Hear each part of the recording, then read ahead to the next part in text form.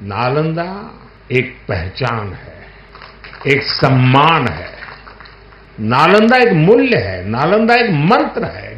आग की लपटों में पुस्तकें भले जल जाएं, लेकिन आग की लपटें ज्ञान को नहीं मिटा सकती। अब इसकी पुनर्स्थापना भारत के स्वर्णिम युग की शुरुआत करने जा रहा है।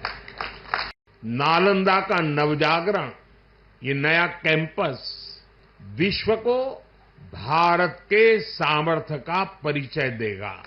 मेरा मिशन है कि भारत दुनिया के लिए शिक्षा और ज्ञान का केंद्र बने। प्रधानमंत्री नरेंद्र मोदी ने बिहार के राजगीर में नालंदा विश्वविद्यालय यानी नालंदा यूनिवर्सिटी के नए परिसर का उद्घाटन किया। इस कार्यक्रम में विदेश मंत्री एस जयशंकर, 17 देशों के राजदूत सब शामिल थे। इसके जरिए प्रधानमंत्री मोदी की कोशिश प्राचीन विरासत को पुनर्जीवित करने की है। लेकिन नालंदा विश्वविद्यालय का इतिहास दरअसल कई जगहों पर देखने और सुनने को मिलता है। अगर आप नालंदा विश्वविद्यालय गए होंगे, उस खंडरनुमा विश्वविद्यालय को इस वक्त अगर आपने देखा होगा तो शायद ही आपको उसका पूरा इतिहास पता होगा। तो चलिए आज हम आपको बताते हैं कि आखिरकार प्रधानमंत्री नरेंद्र मोदी को नालंदा विश्वविद्यालय इतना पसंद क्यों है और ये कार्यक्रम यानी एक नई तरीके से उसे पुनर्जीवित करने का जो प्लानिंग है उन्होंने आखिरकार वो क्यों किया, क्या है इसके पीछे की वजह। बिहार का नालंदा एक वक्त पर दुनिया का सबसे बड़ा शिक्षण केंद्र था और अब 815 सालों के लंबे इंतजार के बाद ये फिर से अपने पुराने स्वरूप में लौट रहा है। पूर्व राष्ट्रपति डॉक्टर एपीजे अब्दुल कलाम के सपनों का नालंदा विश्वविद्यालय अब साकार रूप ले रहा है। नालंदा विश्वविद्यालय का इतिहास शिक्षा के प्रति भारतीय दृष्टिकोण और इसकी समृद्धि दिखाता है। इसका महत्व न केवल भारत के लिए बल्कि पूरे विश्व के लिए अनमोल धरोहर के रूप में है। नालंदा विश्वविद्यालय प्राचीन भारत का एक प्रमुख और ऐतिहासिक शिक्षा केंद्र था।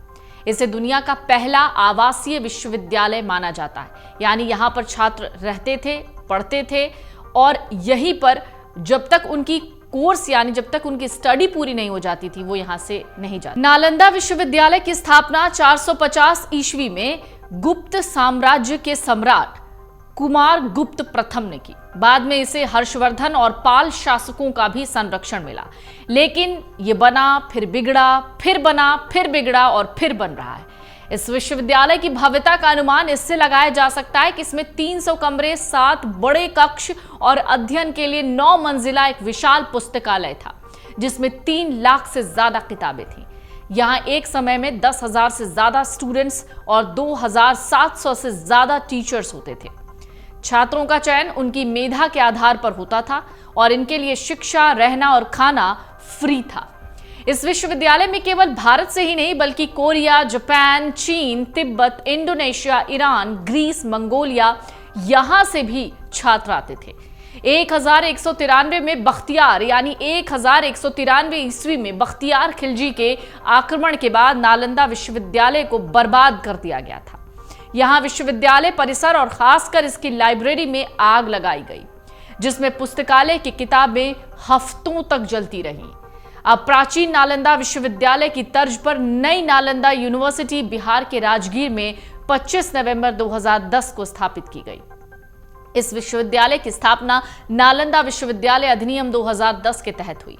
इस अधिनियम में विश्वविद्यालय की स्थापना के लिए साल 2007 में फिलीपीन में आयोजित दूसरे पूर्वी एशिया शिखर सम्मेलन में लिए गए निर्णय को लागू करने का प्रावधान किया गया है।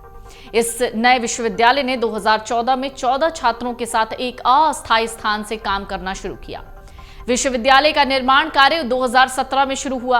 भारत के अलावा इस विश्वविद्यालय में जिन 17 अन्य टीमों की भागीदारी है उनमें Australia, Bangladesh, Bhutan, Brunei, Darussalam, Cambodia, चीन, Indonesia, Laos, Mauritius, Myanmar, New Zealand, पुर्तगाल, सिंगापुर, दक्षिण कोरिया, श्रीलंका, थाईलैंड और वियतनाम शामिल हैं।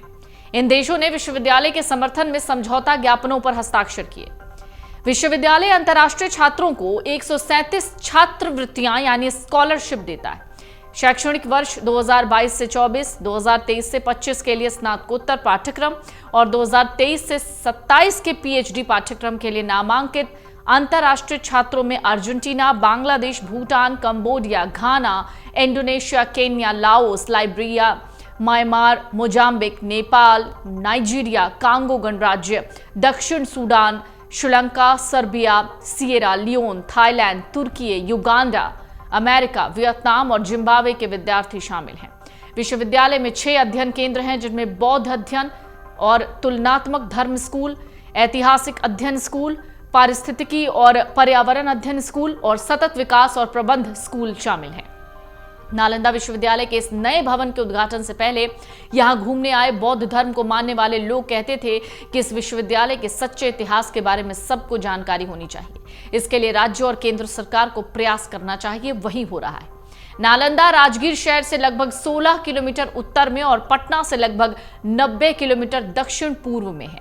ये NH 31, 20 और 120 के जरिए भारत के राजमार्ग नेटवर्क से जुड़ा हुआ है। ये बोध गया से लगभग 80 किलोमीटर उत्तर पूर्व में है।